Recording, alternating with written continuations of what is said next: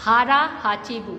यह जापान की एक कहावत है जिसका अर्थ है कि भोजन को जो है अपने पेट को 80% भरने तक ही खाना चाहिए। मतलब 10 हिस्सा है यदि तो 8 हिस्सा ही भाग भरना चाहिए।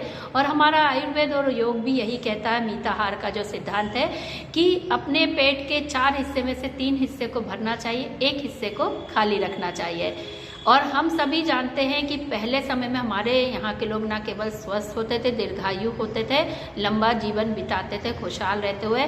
और अब यही चीज़ हम जापान में देख रहे हैं जहाँ पर लोग लंबे समय तक स्वस्थ रहते हुए जी रहे हैं, 100 साल से ज़्यादा की आयु के लोग हैं। और हमारे यहाँ तो 50 का आंकड़ा भी पार करना मुश्किल हो रहा है। ऐसे में हारा हाचिबू का सिद्धांत हम सबको भी अपनाने की ज़रूरत है, जिससे न केवल हम अपने भोजन की कैलोरीज को कम कर सकते हैं बल्कि अपना वजन भी आसानी से घटा सकते हैं और स्वस्थ रह सकते हैं। इसमें भोजन को धीरे धीरे लंबे समय तक चबाते हुए खाया जाता है, जिससे कि माइंड को सही से समझ में आता है। वो आपको सिग्नल दे देता है कि बस अब भूख नहीं है, अब आपको भोजन को रोक देना। और जल्दी जल्दी हावड़ तोड़ में खाते तो भोजन भी ज़्यादा कर लेते, सही तरीके से पचता भी नहीं है, चबता भी नहीं है, तो वो आपको जो है कहीं ना कहीं आपके स्वास्थ्य के लिए हानिकारक होता है।